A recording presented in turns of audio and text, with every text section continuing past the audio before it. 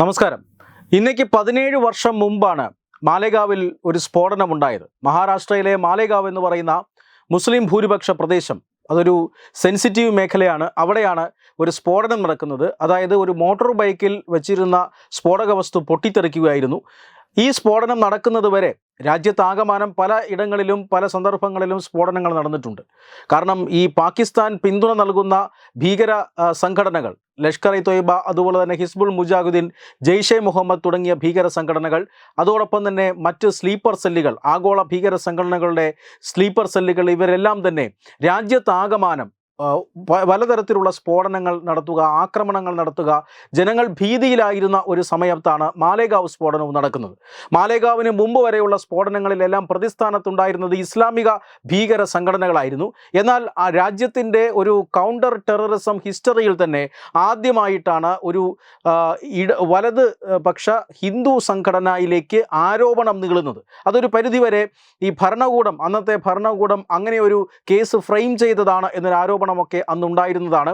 എന്തായാലും മാലേഗാവ് സ്ഫോടനം തിരിയുന്നത് അഭിനവ് ഭാരത് എന്ന ഒരു സംഘടനയിലേക്കായിരുന്നു. ഇത് ഹിന്ദു തീവ്രവാദ ഗ്രൂപ്പാണെന്നും രാജ്യത്ത് കാവ്യ ഭീകരത ഉണ്ട് എന്നും അന്നത്തെ ഭരണകൂടം പ്രചരിപ്പിച്ചിരുന്നു. ഈ മാലേഗാവ് സ്ഫോടനത്തിന് ശേഷം ആ മാലേഗാവ് സ്ഫോടനത്തിൻ്റെ മുഖ്യ പ്രതികളായിരുന്നത്, അതായത് 7 പ്രതികൾ ഈ സ്ഫോടന കേസിലുണ്ട്.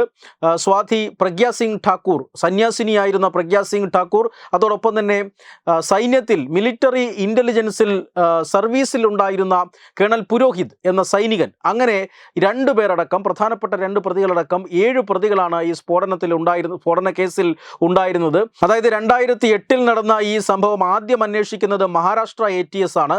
പിന്നീട് 2011 ദേശീയ തീവ്രവാദ വിരുദ്ധ ഏജൻസിയായ നാഷണൽ ഇൻവെസ്റ്റിഗേറ്റീവ് ഏജൻസി അഥവാ NIAക്ക് ഈ കേസ് കൈമാറുന്നത്. പിന്നീട് നടന്ന അന്വേഷണത്തിലാണ് ഈ പ്രതികളെ ചോദ്യം ചെയ്യുന്നു. ഈ പ്രതികൾ കുറ്റക്കാരല്ല എന്ന പിന്നീട് അവരുടെ ഭാഗം വരുന്നു. അതിനുശേഷം നീണ്ട കാലത്തെ വിചാരണ നടക്കുന്നു. 17 വർഷത്തെ വിചാരണയ്ക്ക് ശേഷം ഇതാ പ്രത്യേക NIA കോടതി ഇപ്പോൾ 7 പ്രതികളെയും വെറുതെ വിട്ടിരിക്കുകയാണ്. ഈ 7 പ്രതികളെയും വെറുതെ വിട്ടത് എന്ന് പറഞ്ഞാൽ, അതായത് അന്വേഷണത്തിൻ്റെ തുടക്കത്തിൽ തന്നെ സമാഹരിച്ച തെളിവുകൾ പര്യാപ്തമായിരുന്നില്ല. ആ സമയത്ത് ശേഖരിക്കേണ്ടിയിരുന്ന പല തെളിവുകളും ശേഖരിച്ചിട്ടില്ല എന്ന് മാത്രമല്ല, ശാസ്ത്രീയ തെളിവുകളായി ശേഖരിച്ച ഈ അന്വേഷണ സംഘം ശേഖരിച്ച പല തെളിവുകളും കണ്ടാമിനേറ്റഡ് ആയിരുന്നു, അത് കൃത്രിമം കാട്ടിയതായിരുന്നു എന്നാണ് കോടതിയുടെ ഈ വിധി വരുന്നത്. റംസാൻ കാലത്താണ് ഈ ഒരു സ്ഫോടനം നടക്കുന്നത്. നവരാത്രി ആഘോഷിക്കാൻ അല്ലെങ്കിൽ നവരാത്രി വ്രതമടക്കം തുടങ്ങാനിരിക്കുന്ന സമയത്തു കൂടിയാണ് ഈ സ്ഫോടനം നടന്നത്. വലിയ രീതിയിൽ ഒരു വർഗീയ ലഹള സൃഷ്ടിക്കുക എന്ന ഉദ്ദേശത്തോടു കൂടിയാണ് ഈ സ്ഫോടനം നടത്തിയിരിക്കുന്നത്. പക്ഷേ ഇതൊന്നുമായിരുന്നില്ല. രാജ്യത്ത് ഹിന്ദു ഭീകരത വളർന്നു വരുന്നു, ഇസ്ലാമിക ഭീകരത ആവശ്യത്തിന് പഴി കേട്ടുകൊണ്ടിരുന്ന ഒരു സമയമായിരുന്നു. അതായത് രാജ്യത്താകമാനം ഇത്തരത്തിലുള്ള സ്ഫോടനങ്ങൾ നടത്തിയ ഇസ്ലാമിക ഭീകരവാദികളെ കൊണ്ട് രാജ്യം മടുത്തിരുന്ന ഒരു സമയത്തായിരുന്നു ഇങ്ങനെ ഒരു ഹിന്ദു ഭീകരത എന്നൊരു നരേറ്റീവ് വരുന്നത്. ആ നരേറ്റീവ് ഉണ്ടാക്കാൻ വേണ്ടിയിട്ടായിരുന്നോ ഇങ്ങനെ ഒരു സ്ഫോടനം നടന്നത് എന്നുപോലും പിന്നീട് സംശയിച്ചിരുന്നു. ആ സംശയം ഇപ്പോൾ കൂടുതൽ ബലവത്താവുകയാണ് ഇന്നത്തെ കോടതി വിധിയിലൂടെ പുറത്തു വന്നിരിക്കുന്നത്. അതായത് ഇപ്പോൾ നരേന്ദ്രമോദി സർക്കാരാണ് കേന്ദ്രം ഭരിക്കുന്നത്. BJPക്കും RSSനും ഒക്കെ വലിയ രാഷ്ട്രീയ സ്വാധീനമുള്ള സമയമാണ്. അതുകൊണ്ട് വിധിയിൽ എന്തെങ്കിലും സ്വാധീനം ഇതിലുണ്ടാകുമോ, രാഷ്ട്രീയ സ്വാധീനം ഉണ്ടാകുമോ എന്നൊക്കെ സംശയിക്കാൻ വരട്ടെ. പക്ഷേ ഇതിനകത്ത് വളരെ വ്യക്തമായി തന്നെ കോടതി വിധിയിൽ പറയുന്നുണ്ട്, അന്വേഷണത്തിൻ്റെ ആദ്യഘട്ടത്തിൽ ശേഖരിക്കേണ്ടിയിരുന്ന പല തെളിവുകളും ശേഖരിച്ചിരുന്നില്ല. അന്വേഷണത്തിൻ്റെ ഭാഗമായി സമർപ്പിച്ചിട്ടുള്ള തെളിവുകളെല്ലാം കൃത്രിമം കാട്ടിയതായിരുന്നു എന്ന് പറഞ്ഞാൽ അന്വേഷണത്തിൻ്റെ ആദ്യഘട്ടം മുതൽ തന്നെ ഇതിലെന്തോ ഒരു അട്ടിമറിയുടെ സംശയമുണ്ട്.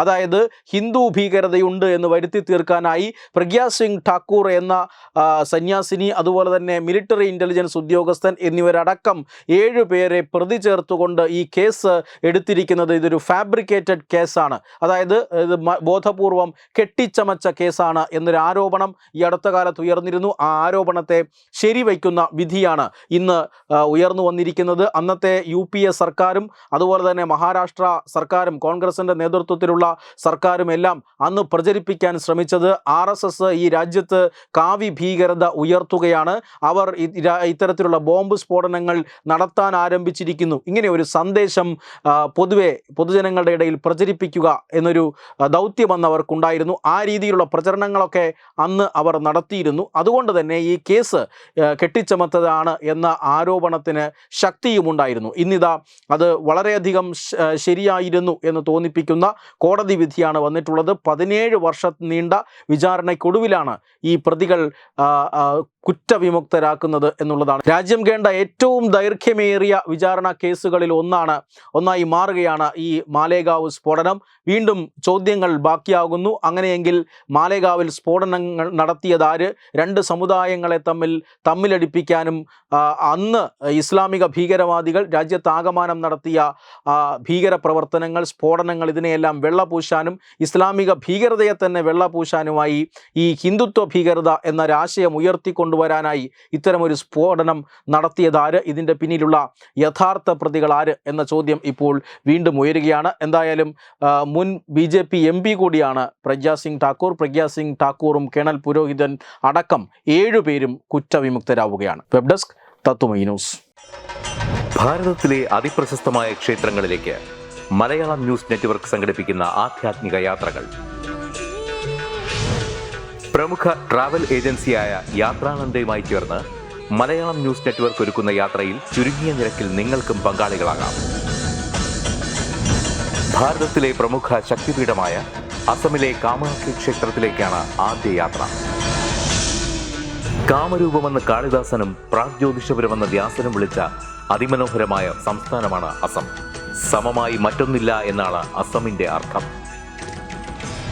ബ്രഹ്മപുത്ര നദിയും ഹിമാലയവും ദൃശ്യചാരുത കൊണ്ട് അനുഗ്രഹിച്ച അസമിലെ കാമാഖ്യ ഇന്ത്യയിലെ തന്നെ ഏറ്റവും പ്രധാനപ്പെട്ട കാളി ക്ഷേത്രങ്ങളിലൊന്നാണ്.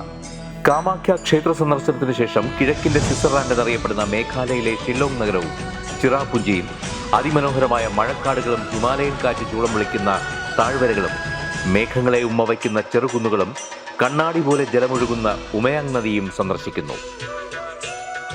ജീവിതത്തിൽ ഒരിക്കലെങ്കിലും കണ്ടിരിക്കേണ്ട ഈ അത്ഭുത ലോകത്തിലേക്ക് നിങ്ങളെ സ്വാഗതം ചെയ്യുന്നു. വിമാന ടിക്കറ്റും ചിലവുകളും ഉൾപ്പെടെ 65,000 രൂപ ചിലവ് വരുന്ന ഈ പാക്കേജ് 59,000 രൂപയ്ക്ക് മലയാളം ന്യൂസ് നെറ്റ്വർക്ക് നിങ്ങൾക്ക് ലഭ്യമാക്കുന്നു. ആദ്യം ബുക്ക് ചെയ്യുന്ന 5 പേർക്ക് 56,000 രൂപയ്ക്ക് ഏർലി ബേർഡ് ഓഫറും ലഭ്യമാണ്. കൂടുതൽ വിവരങ്ങൾക്ക് ഇനി പറയുന്ന നമ്പറിൽ ബന്ധപ്പെടുക. 8089001200 അല്ലെങ്കിൽ 7736549234.